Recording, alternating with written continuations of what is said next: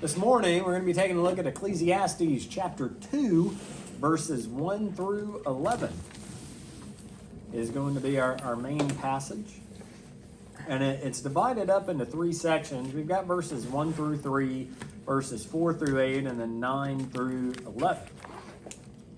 And so I'm gonna read this first part, and then we'll discuss where are you starting from? Ecclesiastes chapter 2. Yeah, okay. Verses 1. So it says here, I said in my heart, come now, I will test you with mirth.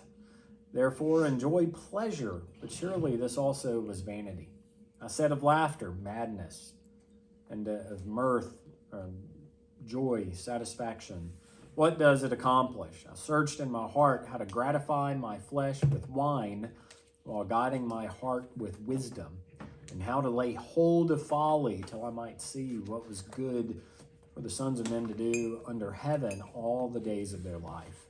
There's two big things that they like to point out here and like to discuss. He says that he's going to be tested with satisfaction, and he finds that it's vanity, laughter is madness. But he does two things here that seems contradictory to the book of Proverbs. He talks about I search in my heart how to gratify my flesh with wine, and how to lay hold of folly. Now that's two big things in Proverbs. Proverbs talks over and over about, wine as a drunkard and beer as a brawler or mocker. And then it says that you need to steer away from folly. In fact, it says that wisdom and folly are total opposites of each other. So how do we make sense of this? How do we understand this conflict that he's going through? And so I want to start by asking a simple question. And I may give examples, and then we could talk about some that you may have in your own life or some that you agree with or not.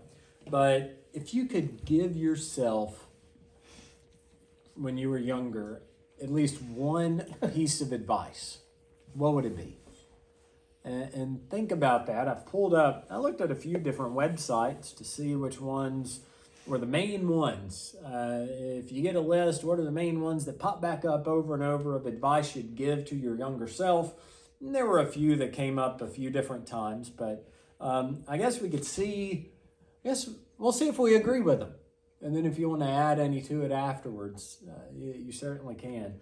So this list, I liked it. Number 1, don't romanticize the future so much. And it talks about you as kids, we think when we get older, we can do this, we can do that. We think that life is as carefree when we're grown up as we are with kids. And I think that's where the good old days come from. When we were kids, we didn't deal with the responsibilities of everything that was going on. We always think about what we can do in the future being better than today. What do y'all think about that? Is that true? Mm-hmm. Generally agree with that? Mm-hmm. What's a better perspective than romanticizing the future? Just try to live each day fully. Live each day fully.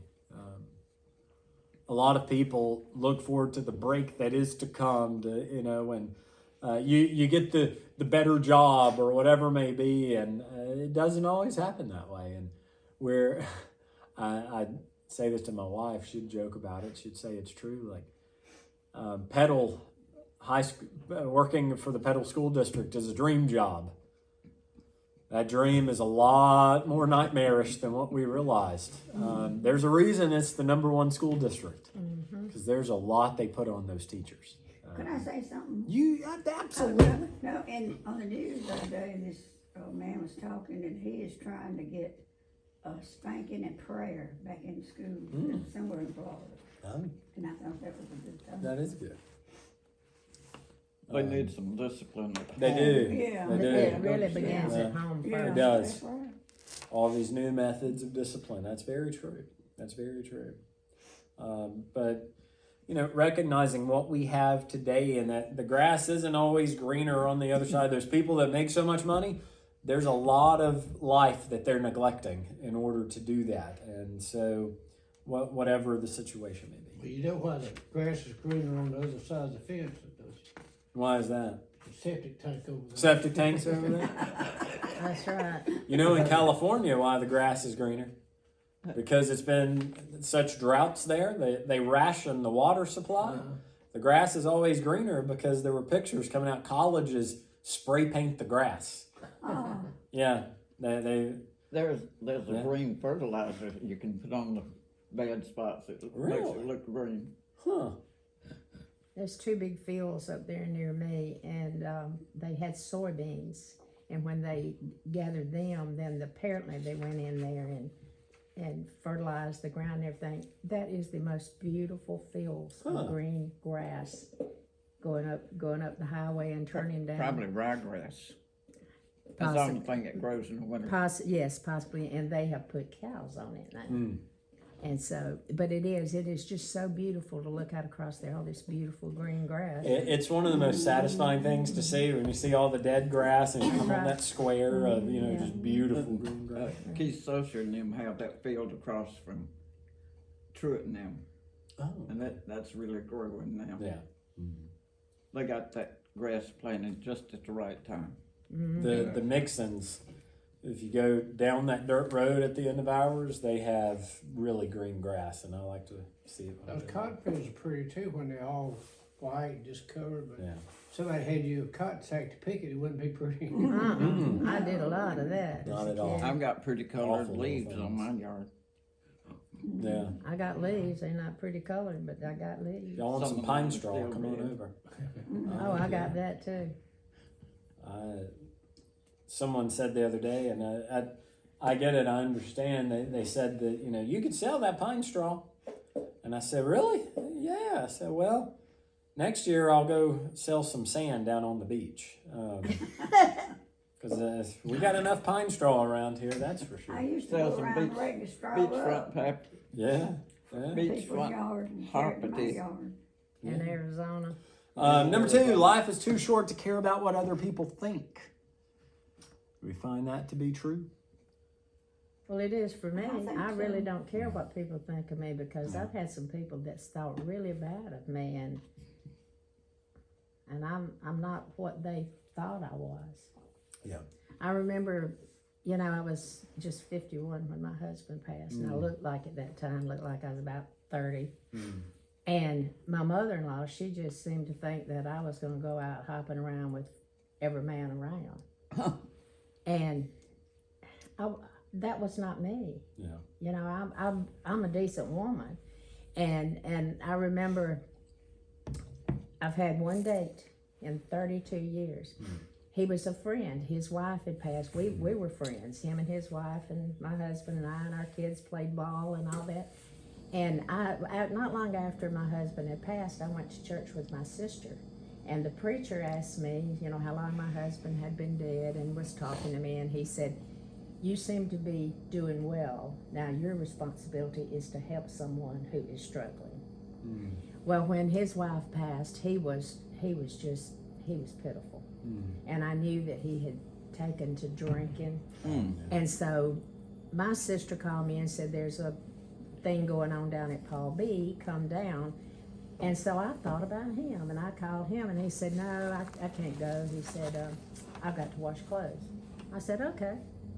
And so the next day he called me, and he said, I just kicked myself. He said, I wish I had gone.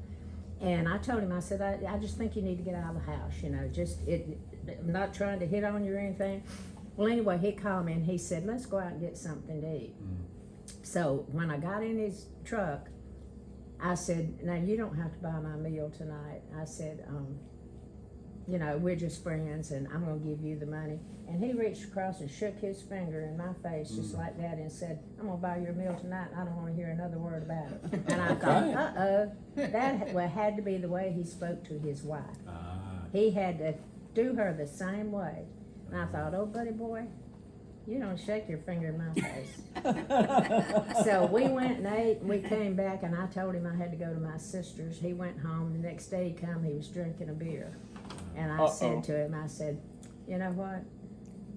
I don't do that, and I'm sorry. I said, I want to be your friend, but I said, we're not gonna, you can't bring beer to my house, and you can't act this way. You got to get it together. So he went on his life, and I went on with mine. But my mother-in-law thought I was seeing everybody in the world. and I wasn't. I mean, I got an outgoing personality. I speak and I talk and all that.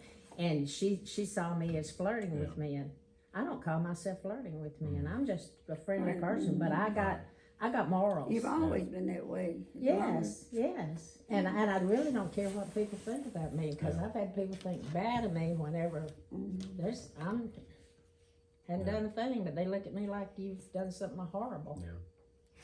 I pride myself on being able to, I mean, you got the PhD, you got, all this time studying. I had 6 languages in my dissertation, and then I'll hear people speak, and their language is so far up there philosophically, theologically, and I don't want to do that. I don't want to be that.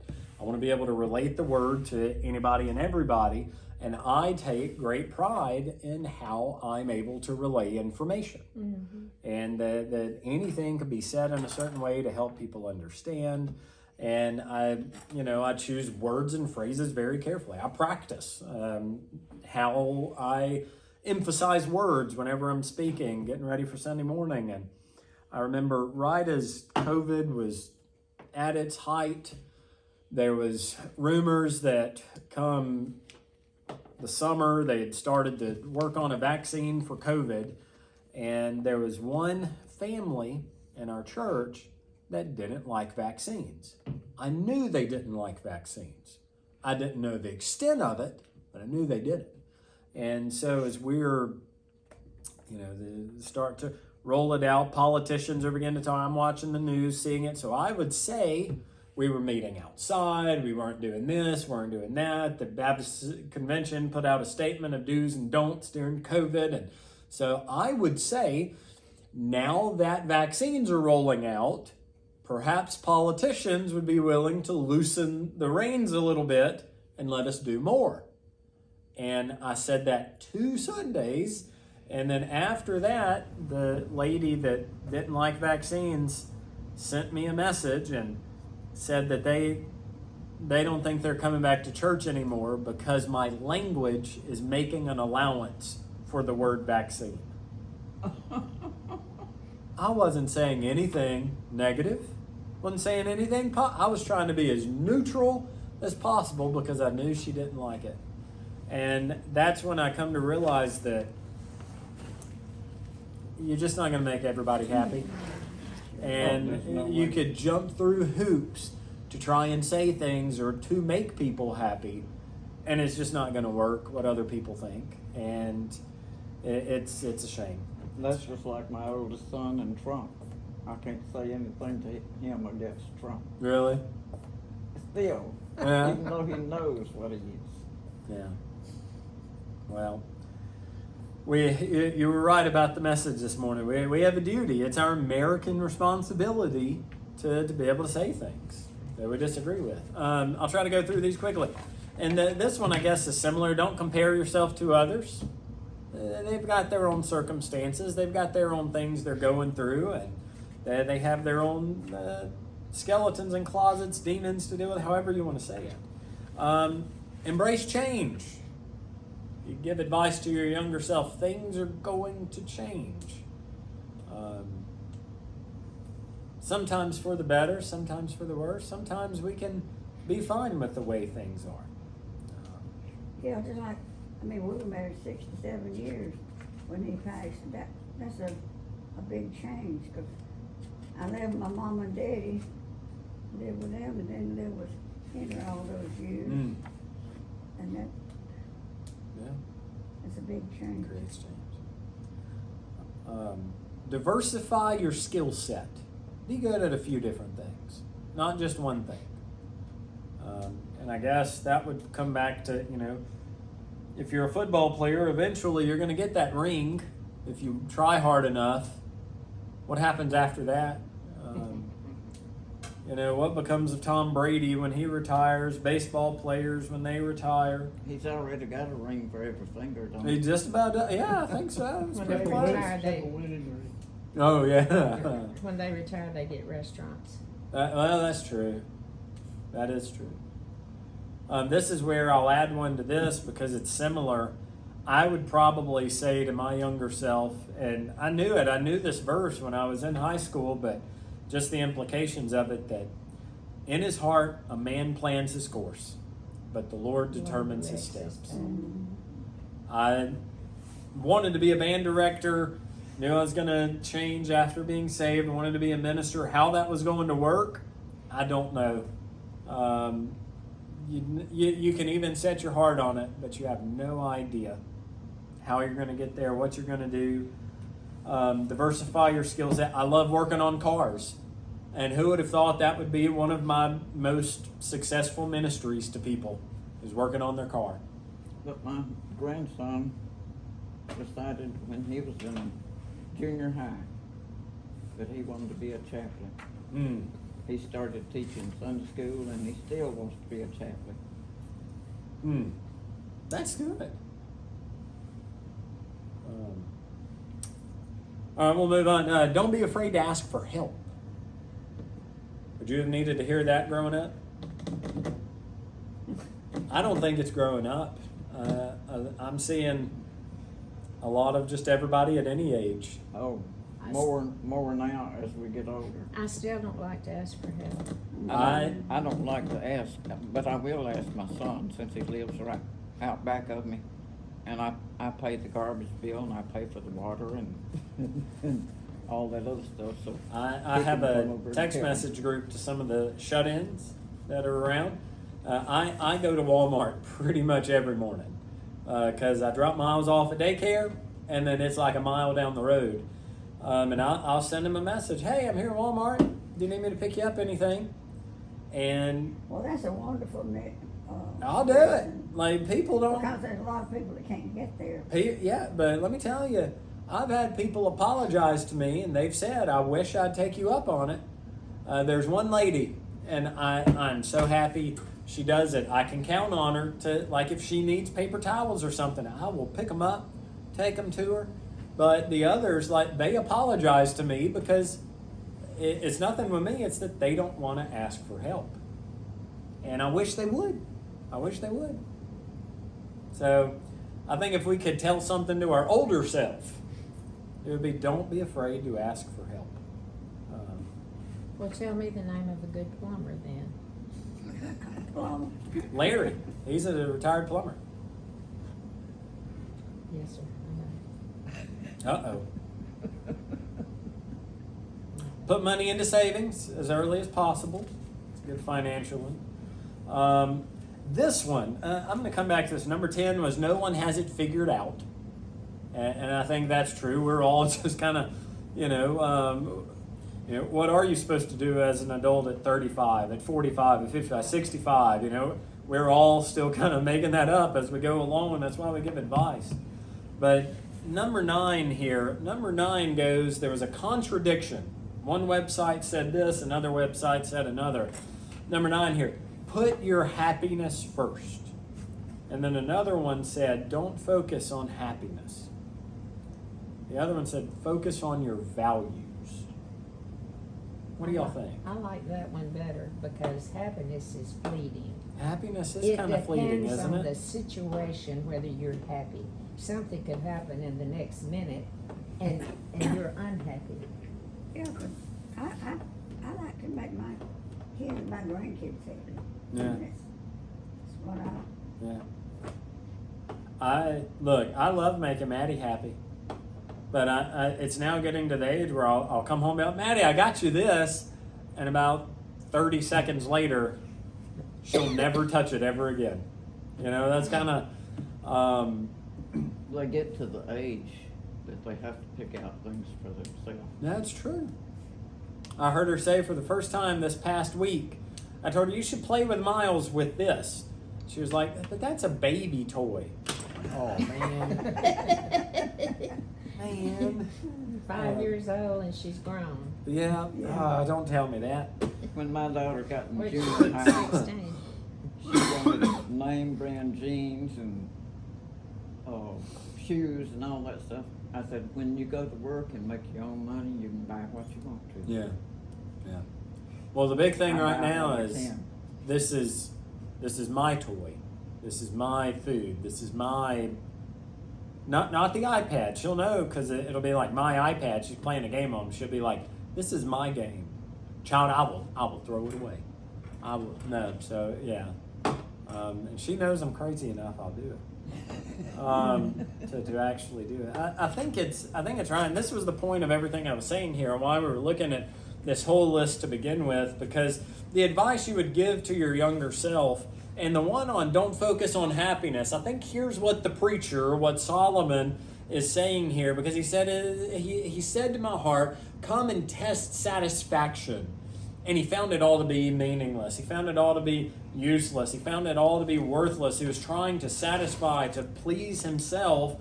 And he says in verses 4 following, and he gives an example. He's like trying to do a scientific experiment. He says, Verse 4, I made my works great. I built myself houses. I planted vineyards. The combination of houses, vineyards, orchards, all kinds of fruit. He's giving an indication. He created the Garden of Eden kind of idea. I created this lush paradise. And in fact, the word for vineyard there is paradise. He says, I made myself water pools from which to water the growing trees of the grove. I acquired male and female servants and servants born in my house. Yes, I had greater possessions of herds and flocks than all in Jerusalem before me. I gathered myself silver and gold and the special treasures of kings and of the provinces. I acquired male and female singers, the delights of the sons of men, and musical instruments of all kinds. So I became great and excelled more than all who were before me in Jerusalem, and my wisdom remained with me. And then he gives his conclusion. Whatever my eyes desired, I did not keep from them. I did not withhold my heart from any pleasure. For my heart rejoiced in all my labor, and this was my reward from all my labor. Then I looked, and all the works of my hands had done, and the labor which I had toiled, and indeed all was vanity. All was useless. All was meaningless and grasping for the wind. There was no profit under the sun. I'd done all of this, and there was nothing. There was no satisfaction. And I think what we have here is this contradiction between that 9th point and the other one. You know, try to allow yourself to be happy in life. How does that work? The one that said don't focus on, and that's not the little things of trying to make grandchildren happy, but you know, you're always just finding yourself empty as you try to buy more things, and the more things just don't really satisfy, and you know, you're always still, not you, but you're miserable, and he's maybe he's trying to satisfy himself in the wrong way. That maybe joy comes with, you know, satisfying your values or something beyond that.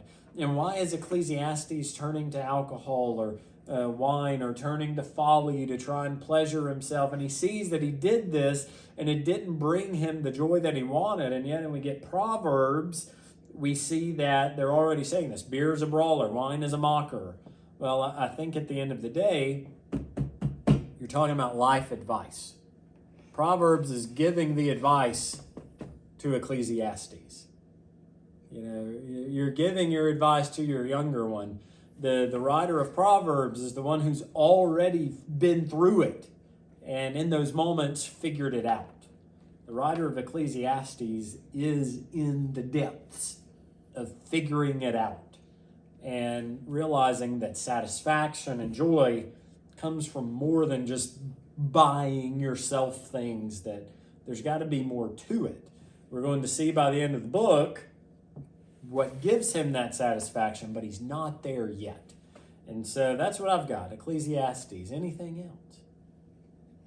I always say that a lot of people think the old people are smarter than the young people, but what it is, the old people's already done all those stupid They're all things. done, The young people just do. We already know they don't work, so, you know, we could tell them don't do that. Of course, they won't listen, but says, why not do that? Because we've already tried it. It didn't work. Warren used to tell our kids, I know what kids do. I didn't come here 40 years old. Yeah, that's right. That's like recently I've realized that, youth will tell you that, oh yeah, I'm strong enough to pick that up. Wisdom will tell you, I can pick it up, but I can ask that 20-year-old to do it instead. Really. So, any other thoughts before we switch to prayer? All right, well, I will say thanks for joining over there.